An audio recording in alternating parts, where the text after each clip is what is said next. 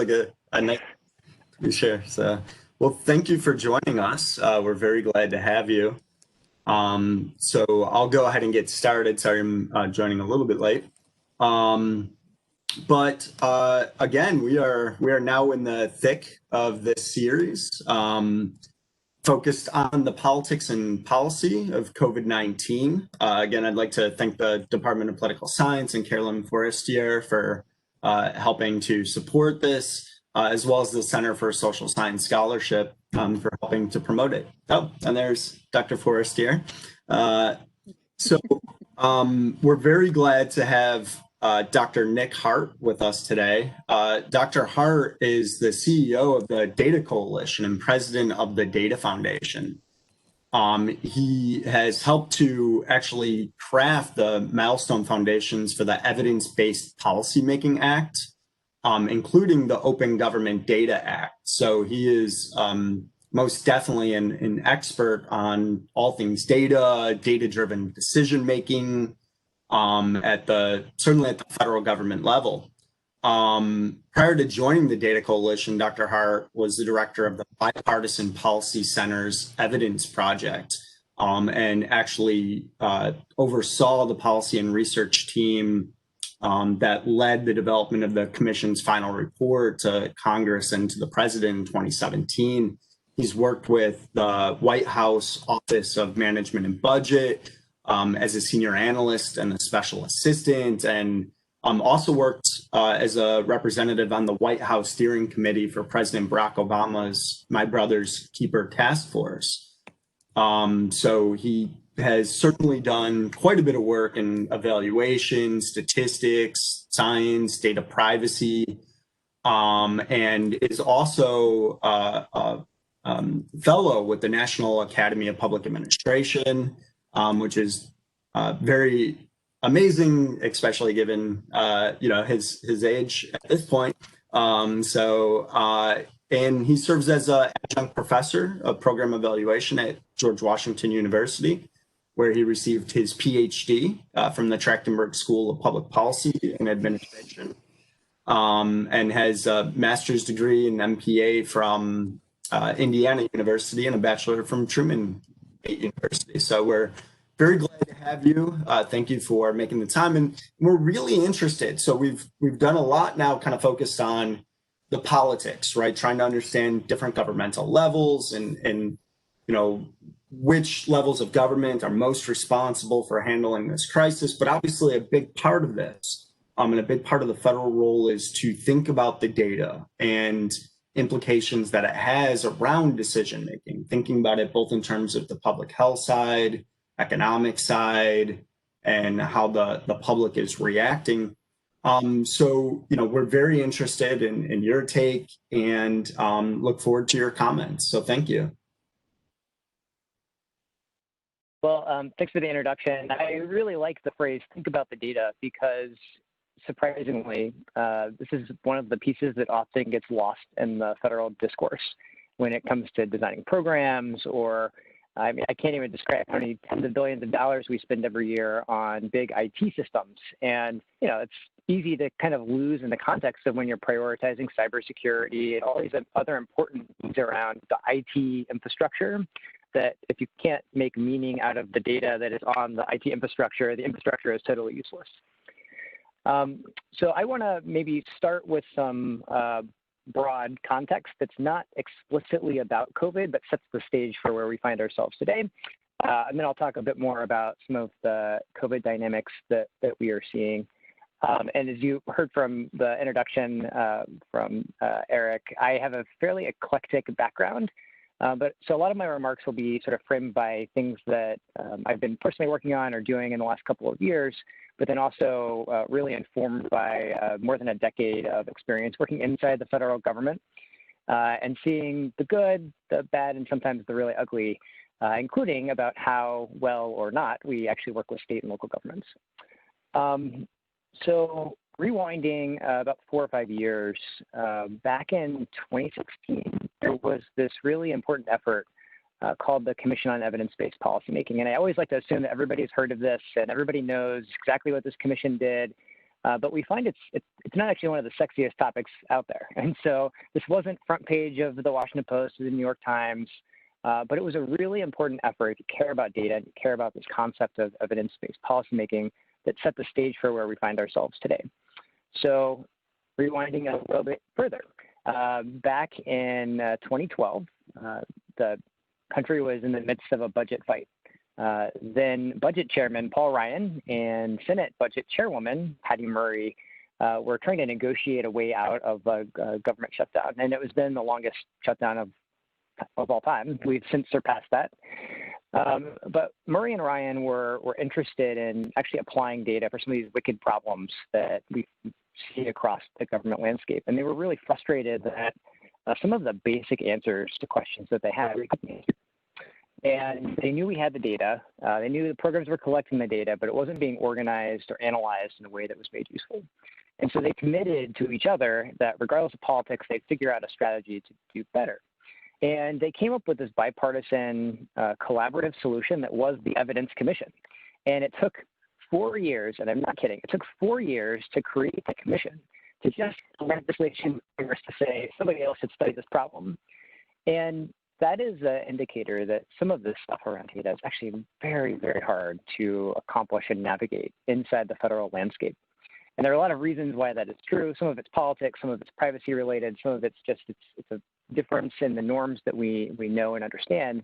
But it really, that background, that little bit of context is a perfect analogy to some of the things that we've observed during COVID.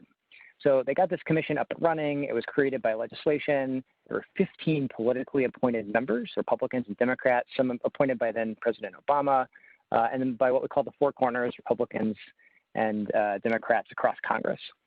And there were privacy experts, there were former academics, there were university representatives. It was a really good mix of background and experience to basically answer this question of how do we better use the data that government is currently collecting.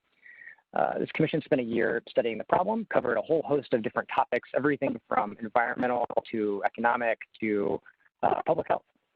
And really looking across the full landscape of government, they put out this set of recommendations that, and I don't want this point to be missed on anyone, the recommendations were unanimous. So there were 22 core recommendations. They covered themes around data access, data protection, and ultimately capacity to engage in data analytics and evaluation across the government landscape. The fact that they were unanimous was, I think, surprising to many because they weren't required to do that. And often when you interject this concept of both using data and protecting data and considering privacy considerations, unanimity is just not something that people would generally expect. But this group worked hard to achieve that, actually largely a credit to the chairwoman, a woman named Catherine Abraham, who used to be the commissioner of the Bureau of Labor Statistics, for prioritizing just getting everybody on board. And I mentioned the unanimity because that was really instrumental for the next phase that Eric already alluded to about foundations for evidence-based policy. About a month after the commission got those recommendations in September of 2017, which was, just in case taking notes, during the Trump administration, the commission's recommendations came out. A piece of legislation, we call it the Evidence Act for short, was filed and then weeded its way through Congress, reaching final passage in just over a year and a half. That's not how most legislation works in our country. In many cases, it has to get filed and refiled and goes through extensive committee hearings and it'll get knocked down and then picked back up. It's a much more iterative process. But this was actually an example of a fairly linear bill, just working through the normal process.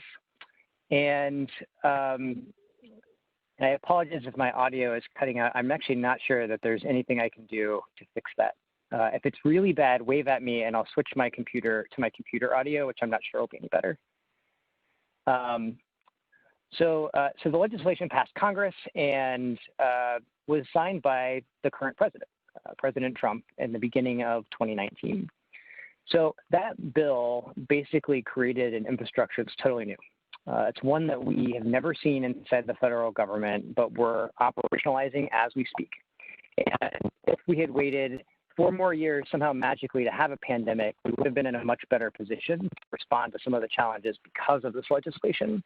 So it created new things like having a chief data officer in the Department of Health and Human Services, having evaluation officers across government, and actually including some provisions that encourage more data sharing, not just among federal agencies, but also with other entities.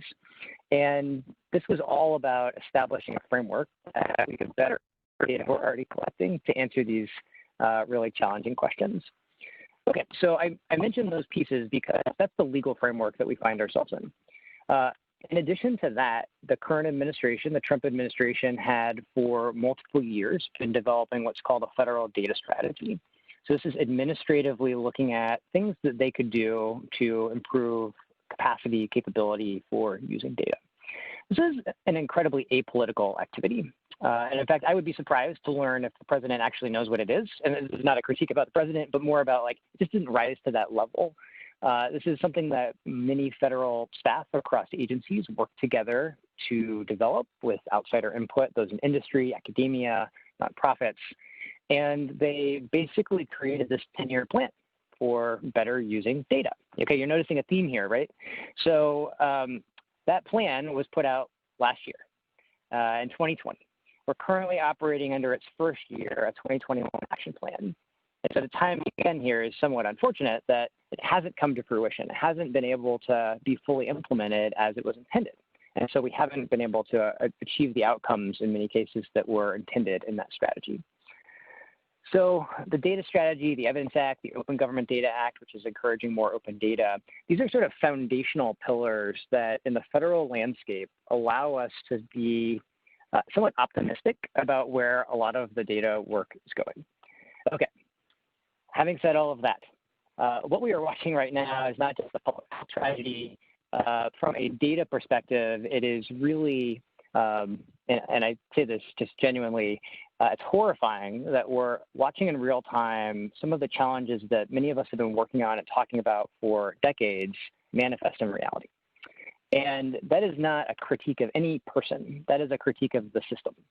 The system that we have established for managing, collecting, analyzing a lot of this data across disparate systems, in some cases things are collected by state and local governments that we need to aggregate up to the federal level so we can do national level analytics. Our system is by design disaggregated. And in many cases, we see that's in the spirit of cooperative federalism. It's in the spirit of the silos that Congress intentionally created across authorizing committees.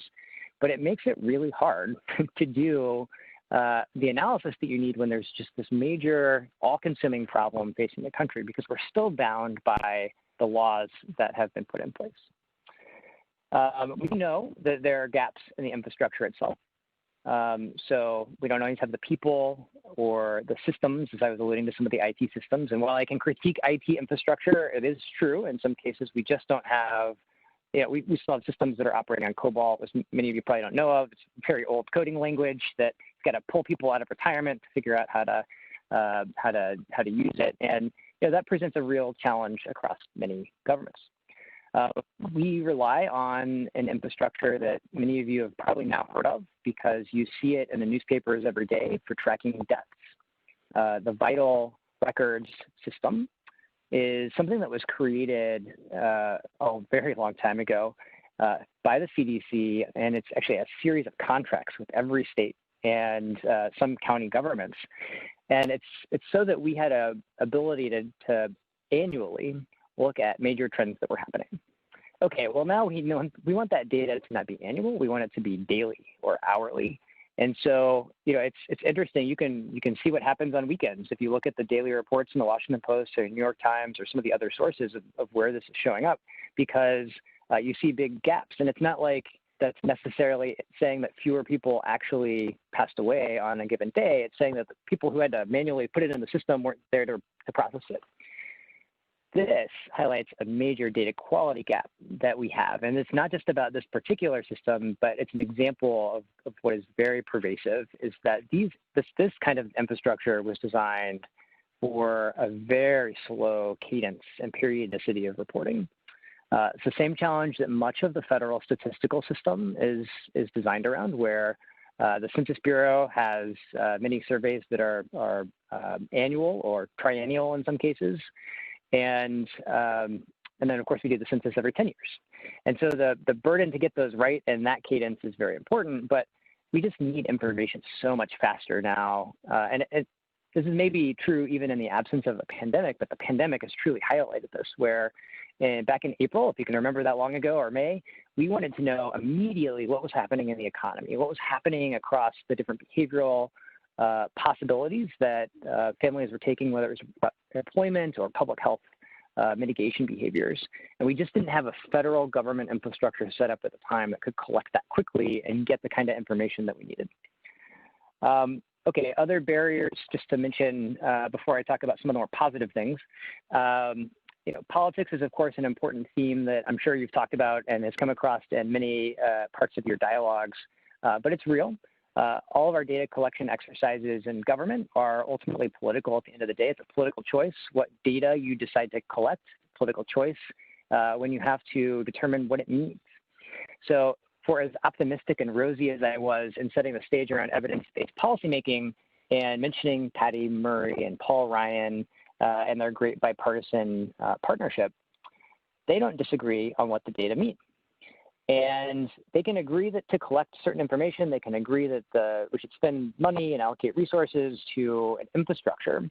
And we often see an incredible unanimity and bipartisanship all the way up until the meaning phase.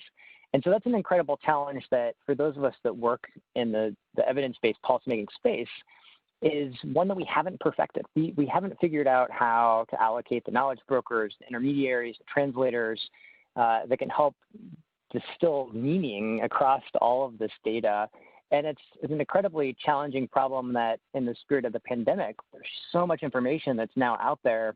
We have to make sense of what is true, or what is the most true, what is the most accurate, what's the highest quality, things of that sort.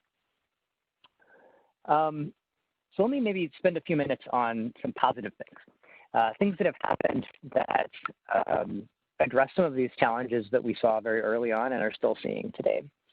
So I think part of the reason I was invited to join this discussion is because very early on in the pandemic, we created a survey to help fill in some of the gaps in knowledge and basic data collection that we were witnessing across the country.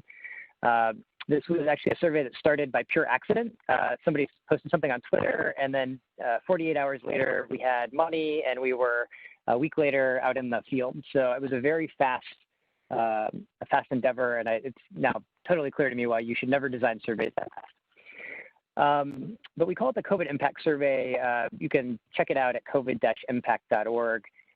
Basically, it was an effort that we specifically wanted to tie together on a single data collection instrument, insights about economic impacts, public health impacts, and some other behavioral characteristics that were happening out there. And this was at a point where we knew from a social science perspective, virtually nothing. We'd started to see some of the unemployment indicators, but in the very early stages of the pandemic, many policymakers were flying blind. So we launched the survey to develop both national trends as well as some state and local trends. So we were conducting the survey in waves at a national level, but also across 18 subnational geographies. And some of those were selected based on places where we expected there would be hotspots eventually, or where they were currently hotspots. I don't think that we ever anticipated, I'll say that differently, we did not anticipate that the pandemic would be going to the length or magnitude that we observed.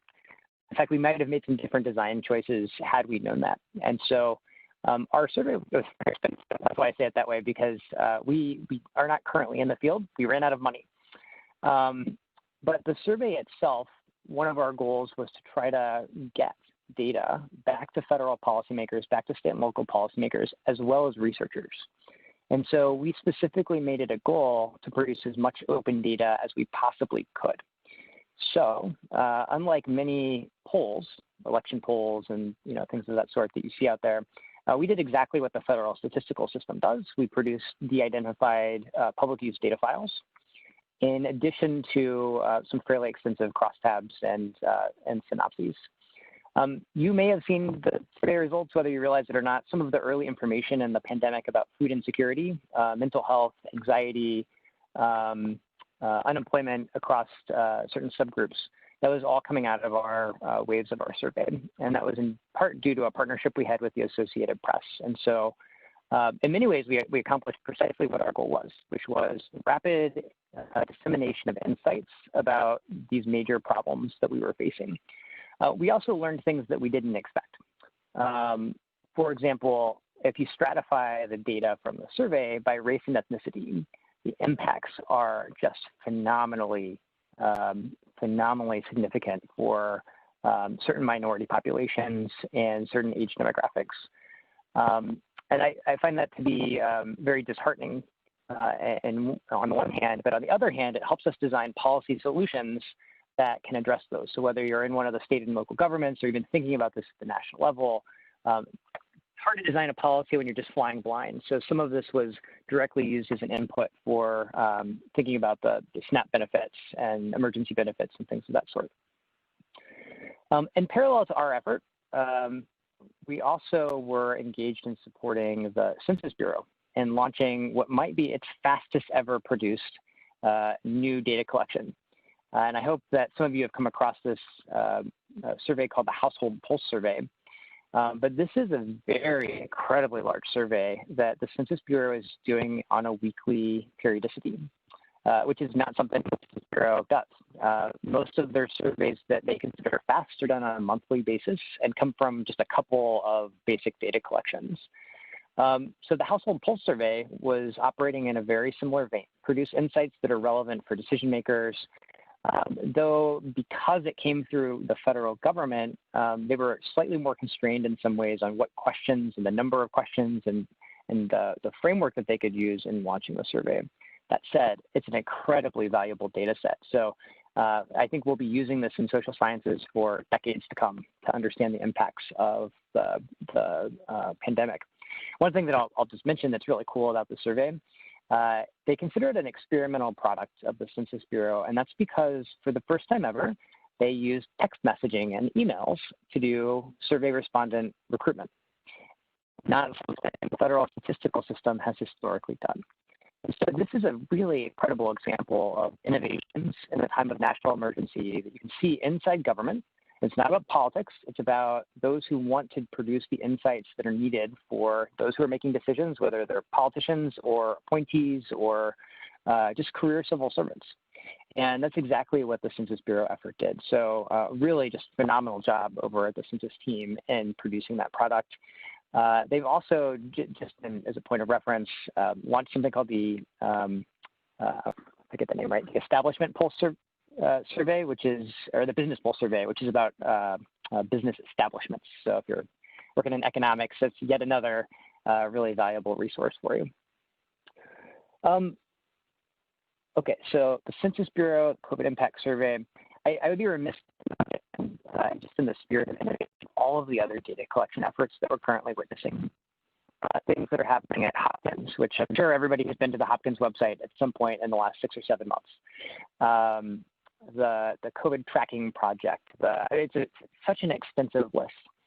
And this is a really important point to be made, that for as much as we hope that during periods of crisis and national emergencies that our government can do everything, we have to also recognize that government's going to make some mistakes. They might not even process it as a mistake in real time, but there's so much happening and so many different needs that are out there.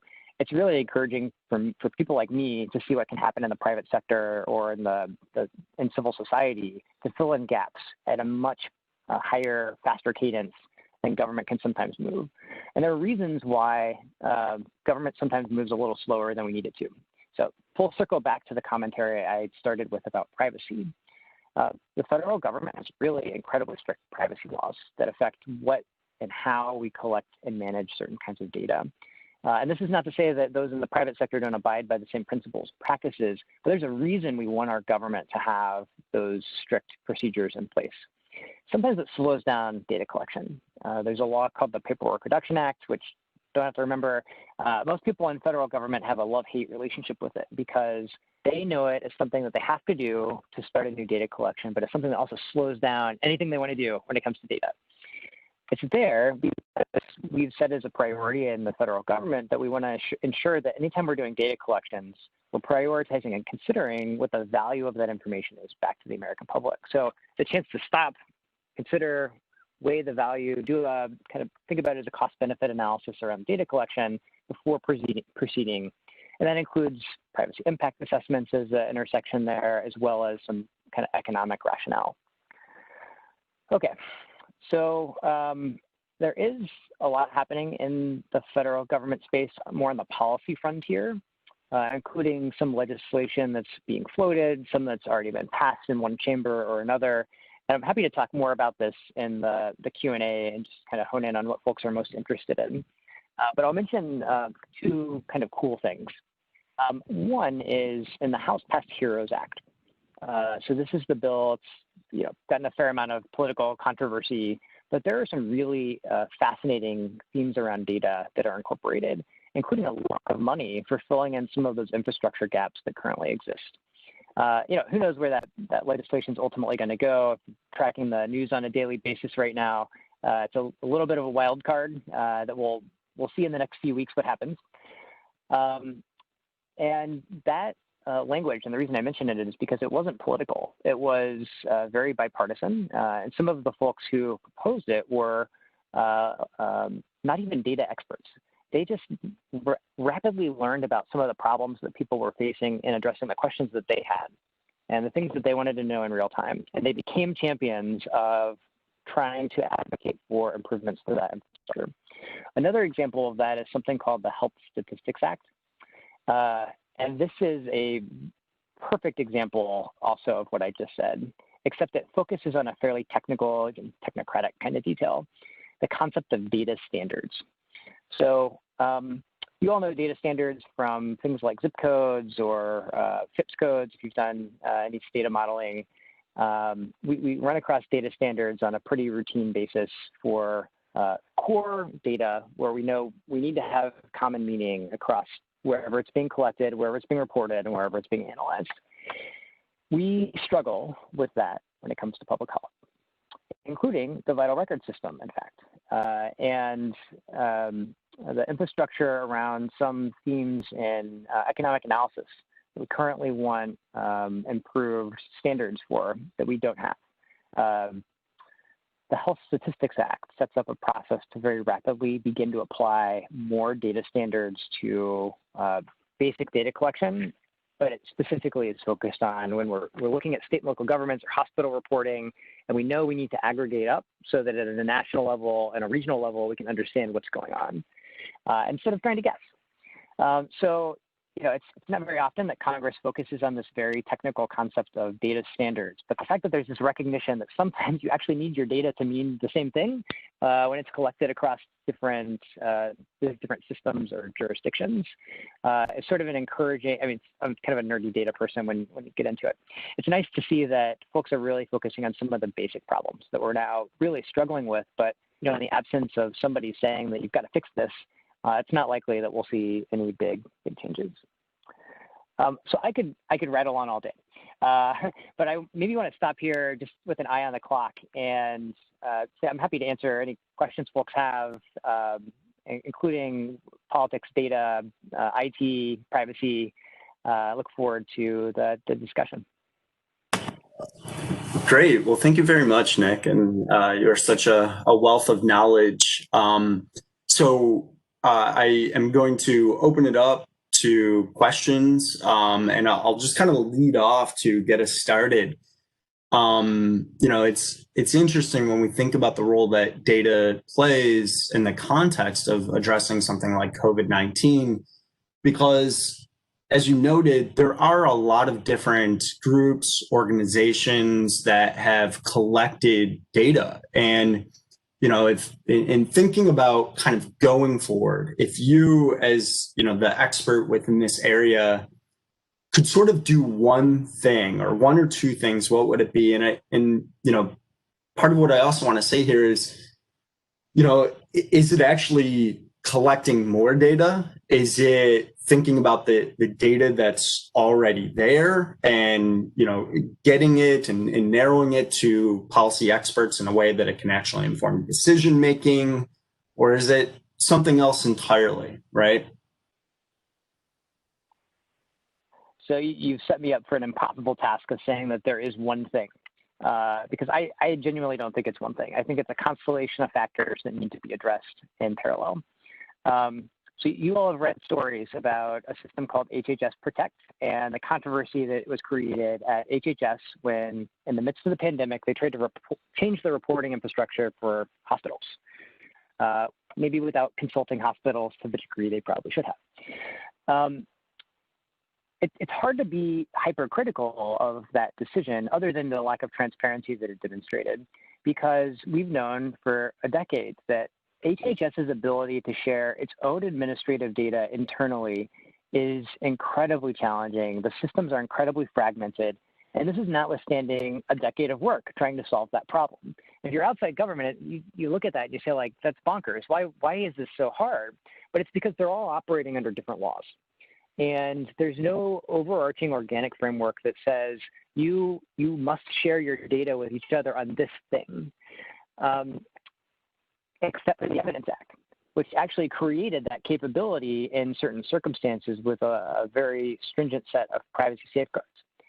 But agencies aren't currently implementing that part of the law because it required the White House to issue guidance and a regulation to allow agencies to implement it. And they just couldn't do it fast enough. Okay, so that's a major issue. This isn't about the people. This is about the system. We also know the data standards that I was just alluding to are hugely problematic, or lack thereof, I should say. When we want to be able to do these national level analyses, there was a big panel from the National Academies just earlier this year that released recommendations on this theme. And, this is the kind of stuff that, like, when you're actually in the data and using it and trying to make meaning, running your models, we can understand where the challenges are. But it doesn't necessarily make it all the way back very quickly to the people who are on the front lines doing the data collection for those administrative records. And so this is a leadership problem more than anything. Having somebody whose job it is to ensure that the data are fit for use and that we're collecting the right things at the right time to answer the questions that people actually have. So this is another thing that the Evidence Act actually intends to do. It creates this infrastructure around what's called a learning agenda. And the idea is that if policymakers have the capability to actually say what the questions they're trying to answer are, then you can put those in front of the research community and the data community and figure out how to answer them. And there are really great non-COVID examples of this happening where the Small Business Administration produced an enterprise learning agenda. They put it out, and the day after they released it, they started getting inquiries from academia, tenure track professors, grad students that needed projects for one reason or another, and were willing to essentially in kind to government answer those questions. All they needed was access to the data. So SBA gave them access to the data. We should be doing that exact same kind of thing around COVID right now. And not just the Census Bureau and not just the data collection efforts that I was talking about. And that requires, again, leadership. So this is the squishy part. This isn't about the technical stuff. This is about ensuring that somebody is sending the right signals and creating the right capabilities to actually make the change happen that needs to change. And, public administration, we've been saying this for a long time. Leadership always matters. It's so true, though. It really matters to get this stuff right. Somebody has to be sending clear and consistent signals. So, I can go on and on. I wanted to stress here, there's no one magic change, in my opinion, that can solve for all these problems. I mean, even if you take my leadership to the extreme and say pick a different leader, I don't think that one leader is also going to change it because we operate in the spirit of cooperative federalism in our country. We need a lot of leaders that are really pushing hard on this kind of stuff. Well, shucks, I was really hoping for that single one or, the number one thing to push for, but Right. no, that absolutely makes sense. Great. So let me open it up to others. What kind of questions do you have for Dr. Hart?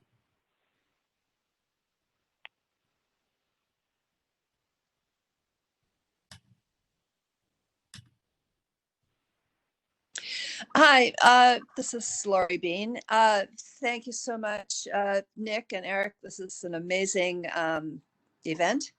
My question is, what do you see, Nick, as the obstacles to um, um, helping those who are in decision-making roles to see how they can get access to not data per se, but to the meaning and interpretations of the kind of quality data that you're aiming for. And is that an issue that you think is being addressed? So, $1 million question. How do you get decision makers information that they can trust and view as credible, and then get them to use it? Yeah. I, again, don't have any perfect magic recipe here. But what I can tell you, for the survey that we did, the COVID impact survey that I was describing a bit ago, we essentially used our existing relationships with policymakers and very specifically established partnerships with credible entities like the Associated Press to ensure that when we were putting something out, that not only was it from an academic lens highly credible, but when somebody was receiving it, that they knew it was something they could trust based on where it was coming from and who they were hearing it from. We didn't get it right. There are places where I would say in hindsight, we probably made some missteps. And I say that because every typo, every wrong data point that we put in a graphic that somebody would hone in on, and it's not like it was intentional. It was just we were moving really fast. And sometimes we made some mistakes and we needed to course correct very, very quickly.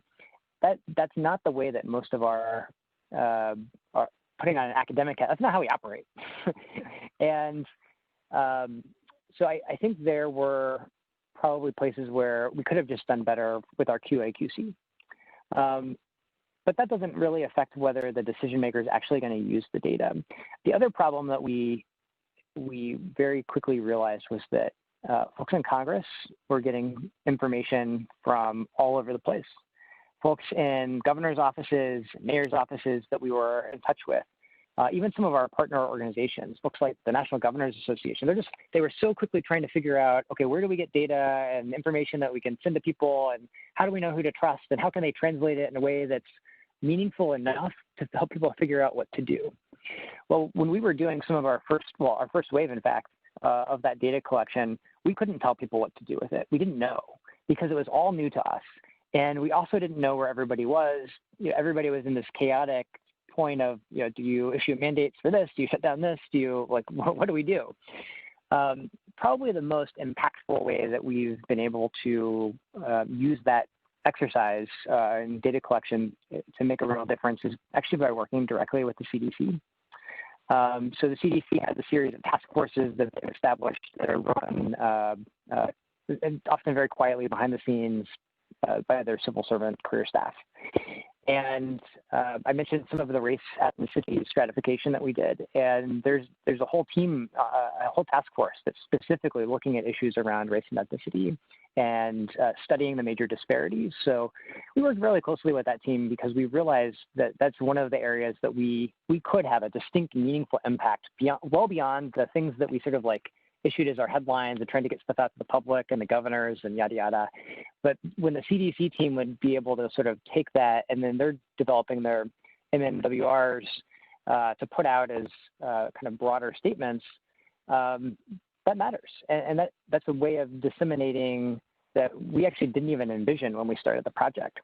So we have one that's coming out next week, I think, fairly soon in the near future, that deals with some of these questions.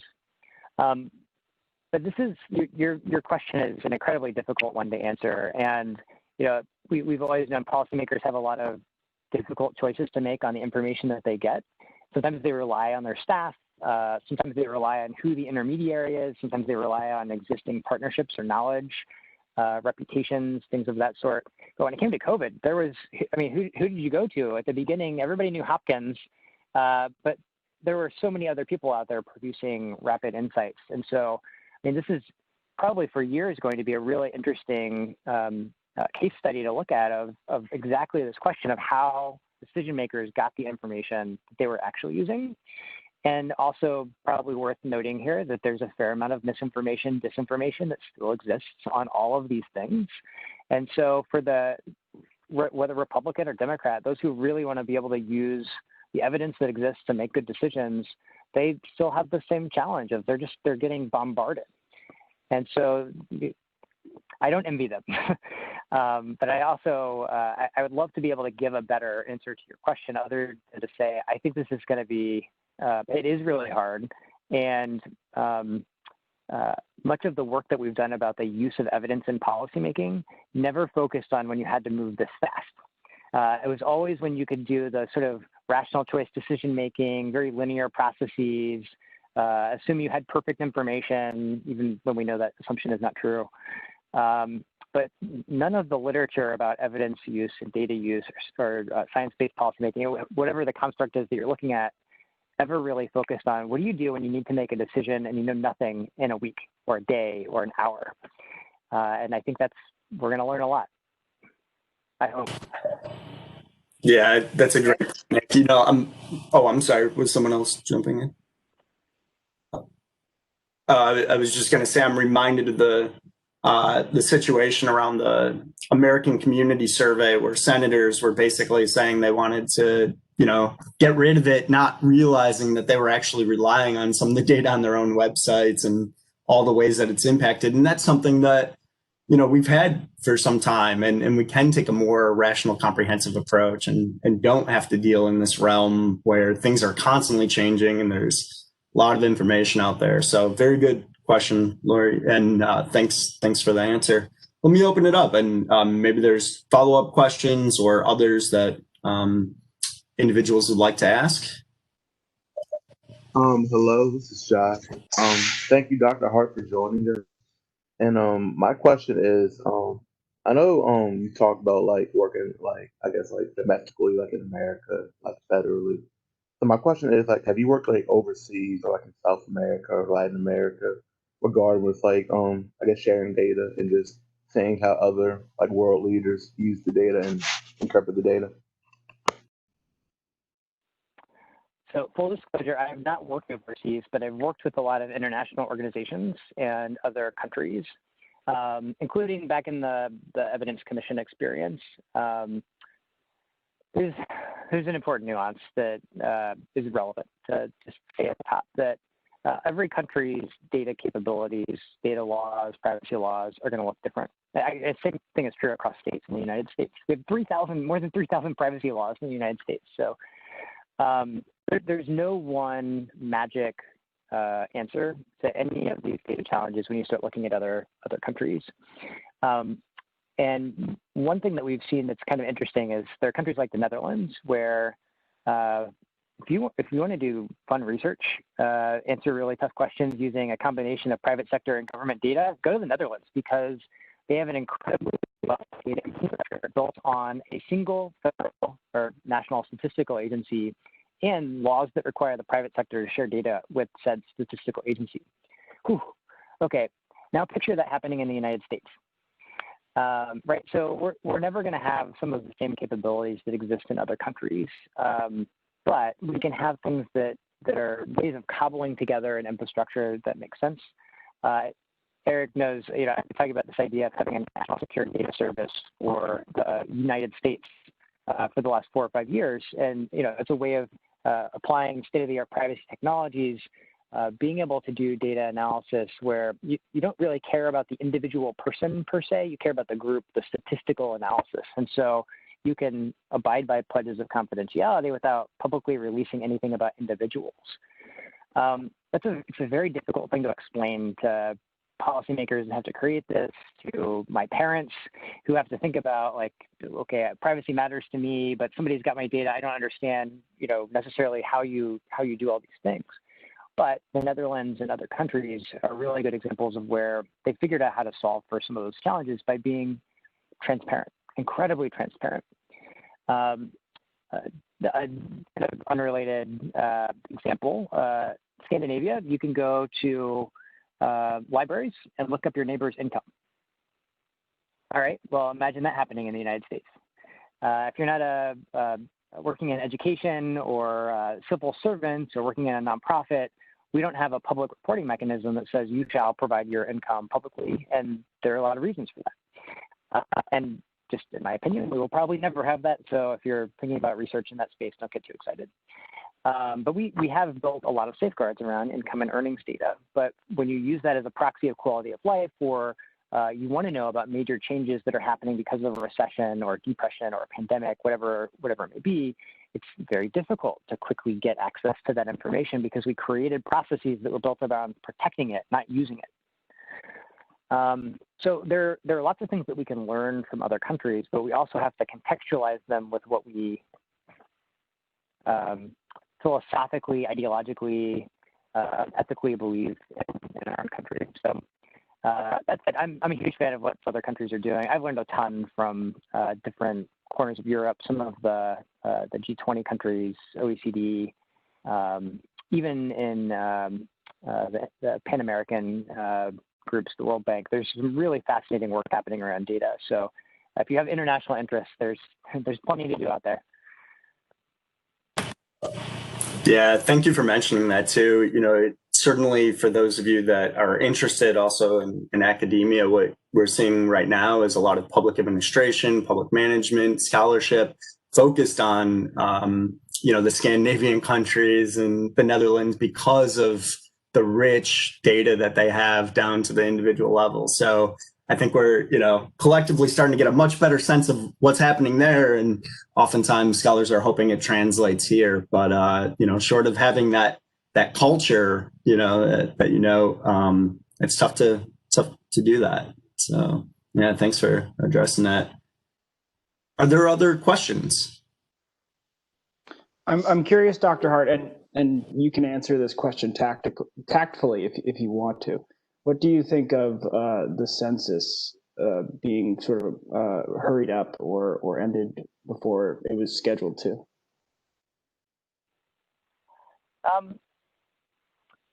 So the census is a complicated question to answer. We know every decade when we do a census, it's one of the most important, but one of the most difficult data collection exercises we can possibly come up with. And despite the best efforts for the Census Bureau in doing their planning that started 5-10 years ago for this particular census, nobody really planned for a pandemic, especially one with a highly contagious virus that, limited exposure door to door, which is exactly how we always do NERFU, non-response follow-up. In my opinion, it's conceptually difficult to follow why in the midst of a pandemic you would end data collection earlier rather than extending it if in fact the data collection will be hard. At the same time, we've got very high quality administrative records for much of the American population where we can use that information to fill in some of the gaps that would be part of traditional non-response follow-up. So I'm sitting at my house in the mountains, and on the door I had a sticker from the Census Bureau that says we came, we saw, we left, and they knew just by showing up that I don't live here as my primary home. Not necessarily that clear in much of the country right now, where you have a lot of high mobility happening because of the pandemic. Particularly, we know younger demographics have very high mobility. When colleges shut down earlier in the year, so April 1 is the enumeration date officially for the census. Most colleges were going into their in-person closures at that time, and people sort of scattered. There's going to be a lot of confusion on the back end of trying to understand the numbers, but that's also exactly what the Census Bureau has been preparing for, because they always know colleges are an institutional population that is difficult to figure out where you enumerate. We knew that. We know children are difficult. We know homeless populations are difficult to count. So I have a lot of confidence in the career civil servants at the Census Bureau and just their incredible expertise in planning and doing everything they can to prepare in literally every way you can imagine for something like this, even if it wasn't this precise scenario. There was a really great report released last week. If you're to your question specifically, I'd encourage you to take a look at it. From the American Statistical Association, a bunch of former Census Bureau directors, deputy directors, and experts developed a suite of quality indicators. And this is what we're all going to need to look at when the numbers and the estimates start getting released by the Census Bureau to help us actually gauge whether there were, in fact, real problems from the data collection, or if it turned out everything was actually much better than we expected. So I'm an optimist. I'm hoping that it's better than we expected, because it's incredibly expensive data collection too, and the tens of billions, not the millions, right? So, but also just know that we need this data to be high quality, because we use them as the foundations of every household survey that happens across the country for the next decade. We use them for apportionment, allocating funding. I mean, just like, this is such an incredible data collection that we must get right. And that's why I genuinely was hoping that the data collection window would be extended, but I'm still optimistic that when we look at the quality indicators, that we'll see that it's actually a pretty high quality census. I guess the last piece that I'll just mention, just by way of background, is since I spent a lot of my life talking about administrative records, this census had always planned to use administrative records more to fill in some of those gaps in data quality. In 2030, there are plans already underway to take it even more. And that's because we know we can use the administrative records, the information government's already collecting, to not just fill in gaps, but also improve total quality, make the information more fit for use. And that's a good thing, because the Census Bureau operates with one of the strongest privacy laws in the world that most people don't know about. So hopefully that's enough commentary on the census in a diplomatic way. And it's, I'll tell you too, if any of you guys are interested in data and, analysis, it's a great place to work. I was able to do 2 summers there. And, I'll echo what Dr. Hart mentioned, which is just, it's a fantastic place. They have all sorts of trainings and they have innovative products. And as you noted, I was there first in 2012, and they already had a task force in place focused on the 2020 census. So, and also, as you noted, there was no anticipation of a global pandemic. So things do change, makes it a dynamic environment, but it is a pretty good place, and they do internships too. So keep that in mind if you're interested. But yeah, it's it certainly, I don't think that many people realize how much we rely on the census products and ACS and all the other agencies like the Bureau of Economic Analysis or Bureau of Labor Statistics that rely on some of the underlying data that's being derived from ACS, even if it's just on the weighting side, the weights that get applied. So it certainly is an important data product. But great. So let me see. Are there other questions? And very good question, Quinlan. What else do we want to ask? I have a question, if you don't mind. Yeah. Nick, hi, this is Carolyn. I've been looking at your website. This is really impressive and very interesting. And I was wondering if you could say a word or two about your sampling strategy. For example, I'm looking at the data from, looks like COVID impact survey, week 3, Baltimore, Columbia, Towson. Of course, I'm interested in that because it's very close to home. But I see like you interviewed over 300 people in the area, and I was wondering, so you guys collected this data. This is not an external agency. This is the COVID impact group collecting this data. And I was wondering if you could say some words about how you contacted these people and how representative you think the samples are. Because of course, with 300 some people, you've got the margin of error at over 7%, but I was just wondering if you could say a few words about that. And it's very, I encourage everybody to look at this because there's a lot here. Very interesting stuff. Yeah, so for the COVID impact survey, the national sample uses a panel that exists at an organization called NORC, tied to the University of Chicago. And their panel is called AmeriSpeaks. It's being used left and right this week because of the election. It exists for election polling. But we were able to tap into that infrastructure. It's a bigger panel, I think of 30,000 that participates in a whole bunch of different surveys. So incredibly high degree of confidence in the national estimates. For the state and local estimates, that's all address-based sampling. which is the really expensive part of the project. So literally every wave that we do, we send out tens of thousands of postcards to households that are in the geographies that are targeted. And we use actually the same address file Census Bureau uses to ensure that we're being broadly representative.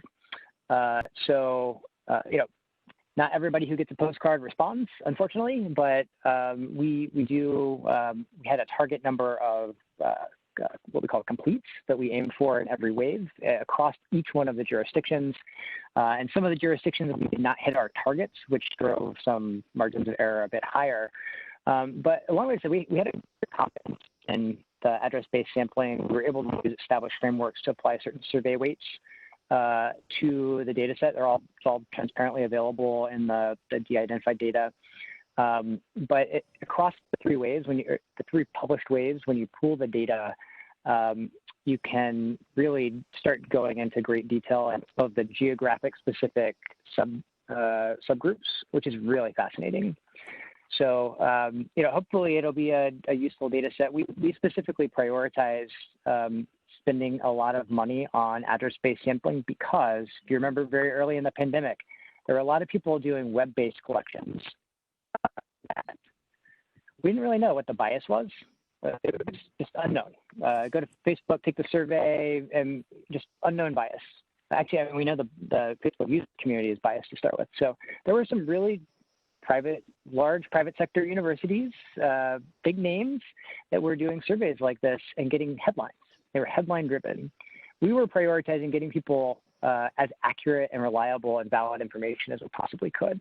And we paid the premium for it. And hopefully as we're sort of going back and doing the longer term analysis and trying to understand what happened in the early phases, this will be something that we can actually use to also benchmark to the household pulse survey the Census Bureau did, which is also an experimental product. They're doing data collection in a way they've never done it.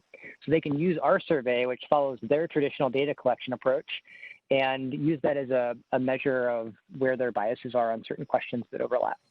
So I can talk about the methods all day because it's like the really fun part for me, but that's the quick synopsis. Thank you. Thank you.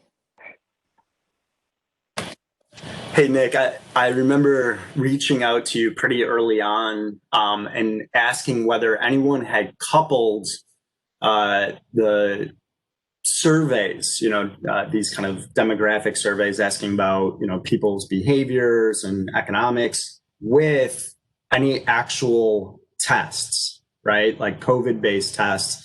Has that been done? Have we seen any of that? And if so, or if not, would that uncover things that we don't currently know?